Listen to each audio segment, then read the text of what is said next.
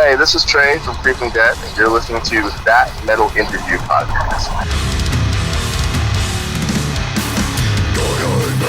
Showing all of the day.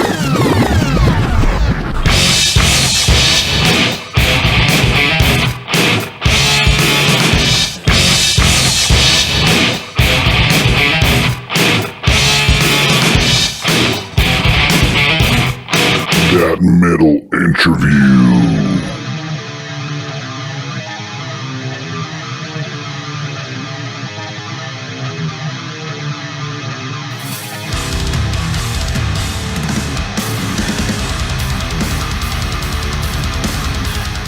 Texas death metal is the best way to describe my next guest's band, and the band is called Creeping Death. Yes, ladies and gentlemen, you heard right. Creeping Death, just like the song from Metallica from the album Ride the Lightning, right? And we asked him about that. We asked our guest Trey Pemberton of the origins of the name, which of course he answers, and you might know the answer, and pretty much you guys know the answer. So anyways, right now let's check out the band's most recent single and video for Vitrified Earth off of their new album out now, Boundless Domains. Check it out. This is Vitrified Earth, Creeping Death. We'll be right back.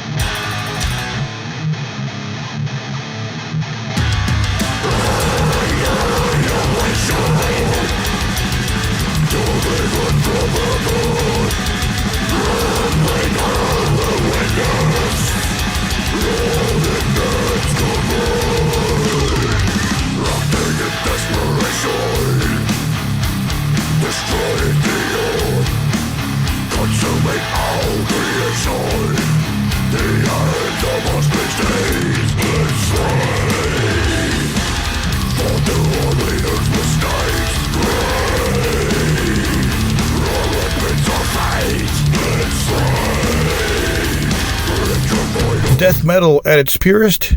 Awesome music and material you guys have to check out. You cannot miss this. Spread the word. And here is our interview with Trey of Creeping Death. Check it out.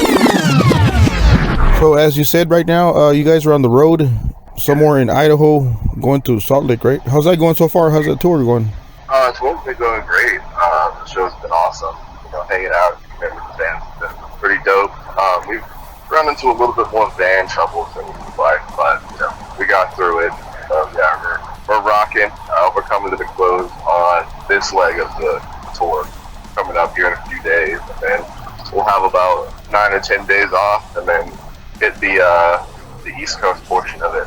So yeah, we're stoked. So what's your favorite part of touring? I like traveling, seeing the landscapes, and trying different food and stuff in different places, just experiencing a little bit of different culture than what I'm used to back home in Texas. So that's always fun. I'm sorry, I apologize. Just woke up for a nap. That's personally one of my favorite parts. Performing is always fun, obviously, but I like the traveling aspect. Yeah, I hear you. Yeah. So you guys are from Texas, you said Denton, is that right? Yeah, we kind of just formed it then because it's a college town and we were mostly all going to school or living up there. But yeah, we're all spread out between all the VFW. Reese lives in Dallas. I live in North Fort Worth.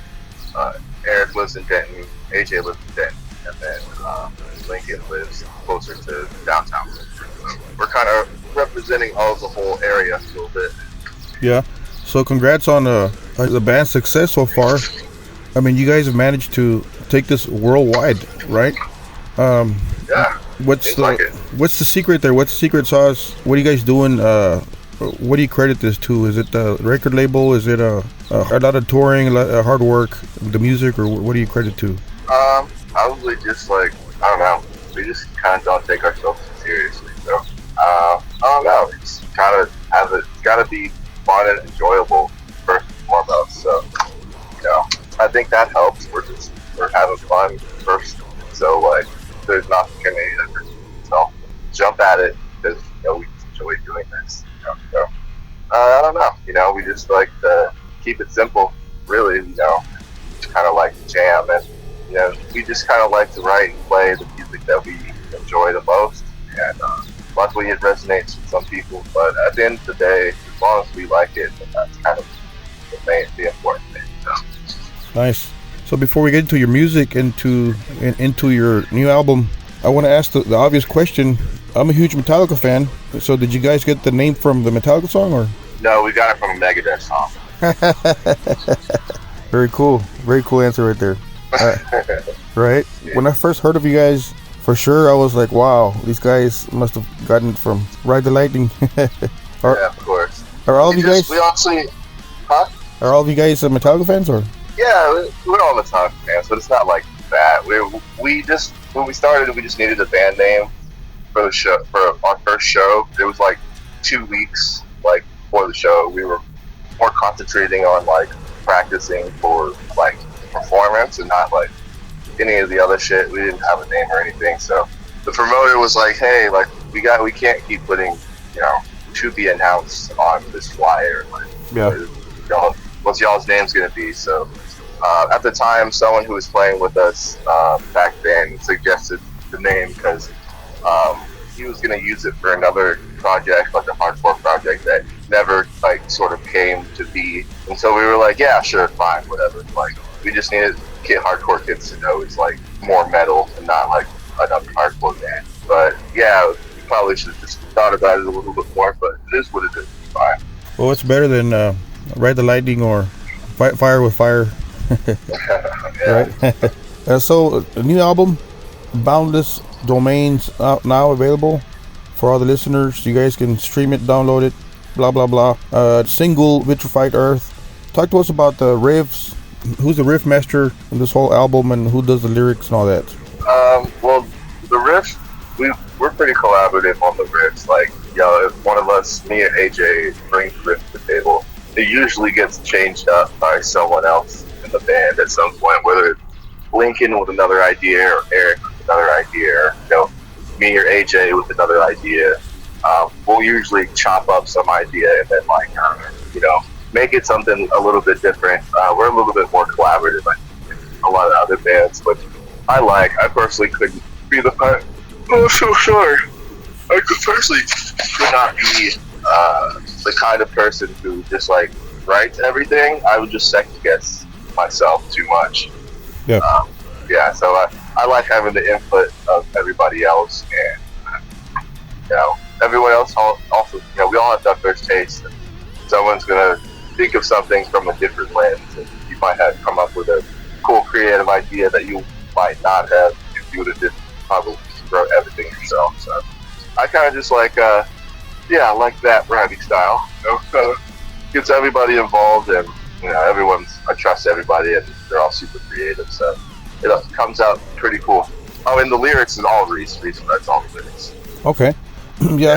I saw an interview with Lincoln, and he mentioned you play drums, and that with that in mind, when you write a riff or some type of half a song or something, do you plan out the drum parts in your mind, or do you just go with the riff and let him figure it out?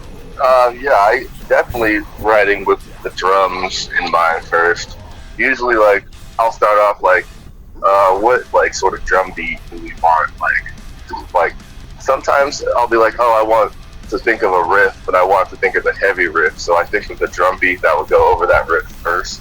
Or if I want a fast riff or a mid-tempo riff, I just kind of try to think of the drum beat that would go over it that I would want, and then write the riff over to that, and then Lincoln just takes it to a whole another level, creatively. So it makes it a lot easier when you can kind of communicate with drummer speak, so it makes it a lot easier and streamlined. Do you get personally attached to a certain song or riff? For example, somebody says, you know what, I don't like that riff there, let's change it to this. Do you get upset with that, or are you pretty much flexible? No, we're all pretty flexible. I think we don't have a whole lot of fat when we write our songs, I guess. We don't like a riff, then we'll usually put it in the back burner and then save it for another time that it fits a little bit more with the vibe of the song. That typically is what happens. I don't think most of the time you bring a riff to the table, it's already quality enough. It's more about whether or not it's going to fit in the context of that song we're writing. So we pretty much if we have something we throw away, it's we usually try to bring it back at some point, because me and AJ don't really like to bring ideas to the table if we don't think they're already up to stuff. So typically we don't just take it personal, because I know just at some point we'll probably use a variation of one of these things. That's another point over time. So that's cool. I can imagine the other way around, getting upset over somebody not liking your riff, and you start swinging at somebody and picking a fight. So luckily that doesn't happen with us. We're all pretty lovable dudes. That's cool.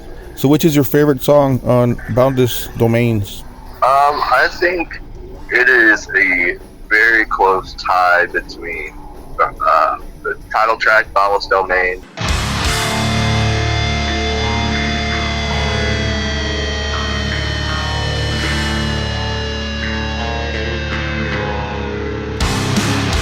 and The Common Breed. I think those are my two favorite tracks.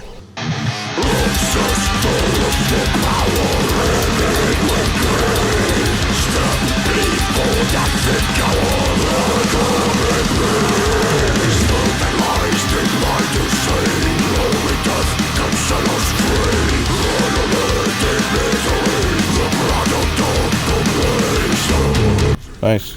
I saw the video for Intestinal Rap. Who directed that video? His name is Justin Reich. He actually just directed all of the music videos for this cycle, and he also did our Edge of Existence music video. So yeah, he's cool. Cool dude. He's really good. he's really cool with like I don't. He makes it look like so like epic, and then when we're recording it, like we're just doing some like rinky dink thing, but he always makes it look so cool, like in the edit. But yeah, he's good. He's a cool dude. He's really good, and yeah, he's a madman. He's got some wild ideas, and you know, always turns out pretty cool. Yeah, very cool. So, at what age did you start playing music, Trey? Was drums your first? Is that your original instrument or the guitar? Yeah, drums was my first instrument. I got my first drum set when I was about 12. But before that, you know, my mom, she was a drummer, and she always would buy me like toys, like toy snare drums, and just toy. Oh wow. You know, Fisher Price, like toy, like instruments, like all that stuff. So I kind of just grew up with music all around. But yeah, she taught me how to play drums at 12, and then I also started doing percussion and eventually drumline for a little bit when I was in high school, and then I eventually just quit to play sports because you know Texas football's king. So that's kind of like, so it kind of gave me the background to like, I don't know, lay a foundation to learn a bunch of stuff, because I was able to kind of get sorry, we're getting routed off the highway and caught me off guard. But yeah, you know, just basically, that when I was 12. I didn't learn guitar until I was about 20. Basically, my best friend growing up, he was always the guitar kid, and I was the drum kid. And so I was basically just like jealous that he could kind of do his musical thing in the comfort of, you know, the home. While basically we're just hanging out, you just not have it that loud. As opposed to drums, where you're basically just, you know, at the whim of if you have cool neighbors or not. So so I was like, I want to play guitar, so I can just like have something to do. And I got a guitar, like didn't touch it for like 2 or 3 years, and then I was just really bored in college one time, and I was like, you know what, I'm gonna pick this back up and try to learn this instead of it collecting dust. So I did, and then like about 2 years later, I wrote the demo for this band, and so just really just those two instruments, really. And so is that the way the band was born? Is that what you're saying? Pretty much. It just like we were all playing in hardcore band, and we just kind of wanted to play something different, do something different. So I was always playing drums, so I was like, I want to play guitar. And then the people that were involved at that time were basically the same thing. They were just like switching what instruments they were used to.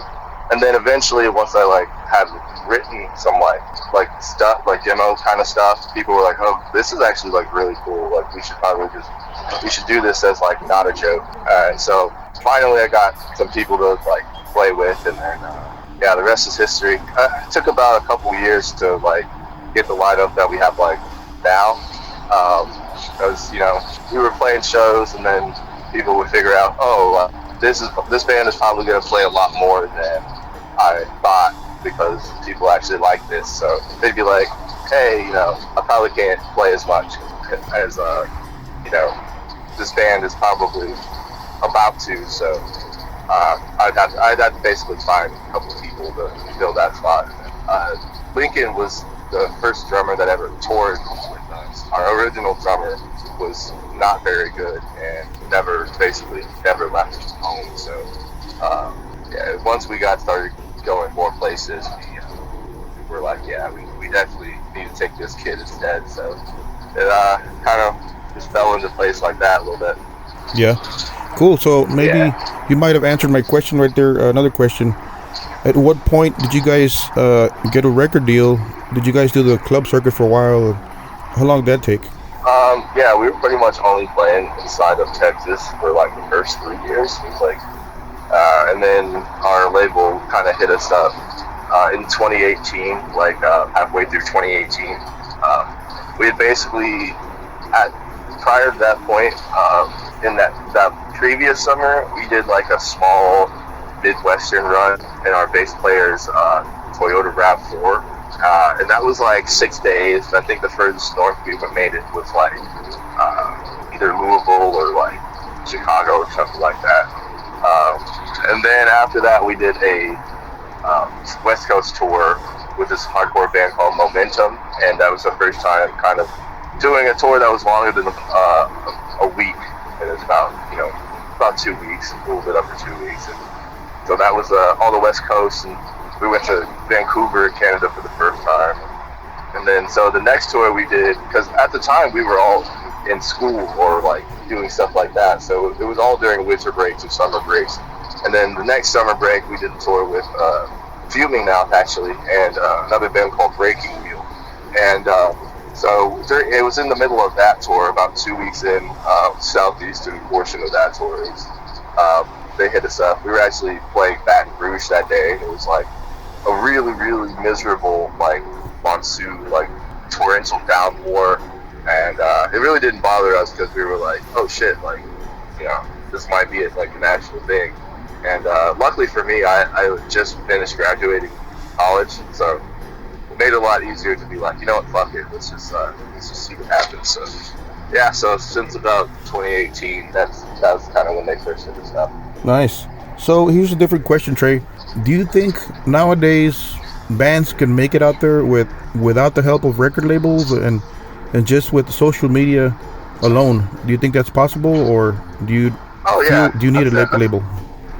Yeah, I mean, I think it's totally possible. Just kind of have to like mitigate your expectations and know what you can kind of like accomplish within your scale and like budget. But yeah, you could totally, you don't necessarily need a record label. Like, yes, it does help and open some doors, like especially at the beginning. But like, once you like sort of you can just grind and get yourself established, and you don't need that, then it's really not all that necessary. For us, like, the opportunity was never, it was like we were just a band having fun, like touring, and then it was like, bang, like here's this opportunity. So we were like, yeah, let's jump at this opportunity. If this is already like a thing that you want to do, and you are confident that you can do it, then go for it without a label first. You'll make a lot more money independent for sure. Do you prefer to play clubs or festivals? Clubs. Festivals they're fun, I guess, for the hospitality, and you usually see bands that are legendary and that you wouldn't necessarily forward to play with, and obviously play to a ton of people. But like the logistics of the festival stuff is usually like pretty brutal. It's like a lot of and it's not usually fest runners' fault. There's usually a lot of moving parts, a lot of things that they have to deal with. So sometimes some things might be a little bit unorganized and disorganized or whatever. But it's typically a fun time. You're pretty much just playing for your 20-30 minute set, and then once all the stress of playing is done, then you just get like hammered and party. So that's fun. But I still prefer the club thing. A little bit more intimate. Just like a lot less stress. You can kind of set up your own gear a little bit more to your taste and stuff like that. It's not just like throw and go like a festival with you're on a tight schedule and stuff like that. So I prefer the clubs, but fests are fun too. Here's a different question as far as might be a little bit sensitive. Have you guys ran into the problem with bars and club owners where they want a percentage of your merch? I'm pretty sure that's happened so far, or not yet? Band of our level, and the clubs that we're typically playing, they're usually cool. Like we're not playing big House of Blues type venues yet. So, and when we do, let's say we're on a bigger tour package, they're usually concerned about the headliner merch kind. Like the openers, you can usually kind of slide by on that. But when we're headlining and we're playing a club, they're typically able to like work with us. Come on. Most of the time they won't even take it, and if they do, it's like something very small or just like a couple of t-shirts or some shit like that. Yeah. But yeah, we're pretty lucky. We're usually our merch people know what's up, so yeah, we're usually pretty alright on that. Nice. So for guitar players asking, Give us a quick rig rundown from your equipment, please. I have I just use a 6505, just a regular PV 6505, like not the Plus or anything like that. And then I have a orange 412 cab, which I really love. I love orange cabs. I wish they were not as heavy. That's really the only drawback. Heavy as hell. And then as far as my pedal board goes, I have a TS9 Cheap Screamer. And I have a DS1, a Boss DS1 distortion pedal.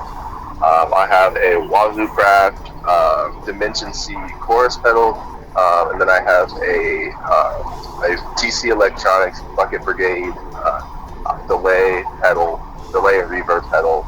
And then for my noise gate, I have a TC Electronics Sentry, and then my pedal is a Korg Blackout tuner. So yeah, that's kind of the board I'm running. And then my guitar, I have a custom guitar from a company called Tom W. Smith. They're based out of North Carolina. They do really sick custom work, and yeah, I love my guitar. You know, they worked with me on pretty much every aspect, like, you know, helping me out with like what I wanted, how could I achieve the thing I wanted, and stuff like that. And now it's like my favorite guitar ever. So yeah, so that's kind of my rig rundown. It's not too super crazy. So what's next for the band, Trey, after this tour? You got the new album out there. What's on your agenda? We have a couple of one-off shows. Then we have another tour that's not been announced for the fall. That's a pretty big one. And then after that, I think we'll probably have the rest of the year off, because that tour is going to end probably closer to, you know, Thanksgiving. So we'll probably take the rest of the holidays off, and then in the winter we're going to have another tour, another European tour that we haven't announced yet. Should be sick. We're excited. We're going to be hitting the road pretty hard. So before I let you go, would you like to send a message to your fans and friends listening to this podcast? Yeah. Appreciate all y'all. Thanks for, you know, supporting, and, you know, check out the new album if you haven't. If you have, thank you so much. And yeah, continue to rock. Continue to be cool people with good taste. Awesome. Thank you, Trey. Thank you for your time, and I'll catch you guys in San Antonio or Austin sometime soon. Appreciate that. Hell yeah. Sounds good. All right, man. Keep rocking. Keep in touch. Thank you. All right. Bye-bye. I want to thank Mr. Pemberton, Trey Pemberton, that is, of Creeping Death. Thank you for making time from your busy schedule on the road, obviously, as he was asleep when our time came to interview and chat, of course. So thank you sorry about interrupting your sleep, Trey, but we are truly appreciative of your time and your talent. Great job with the material for Creeping Death, and congrats to the band and yourself for the success that the band has had over the last few years, becoming a worldwide death metal sensation, one of the most talked about bands out there for sure, as far as death metal, a true buzz for sure. So anyways, thank you, Trey, for your time. And for us fanatics, there is an album out there, a brand new album by the name of Boundless Domains from Creeping Death. So check it out. Stream their latest single, Vitrified Earth, as well as the other singles. And as you're doing that, go ahead and go back and check out the other albums that they have. So thank you, Trey, one more time, and thank you to all the listeners of That Metal Interview podcast, all the fanatics. Thank you, guys and girls. Most truly appreciate it. From your friend James from the state of Texas in the US of A. And don't forget to keep it metal.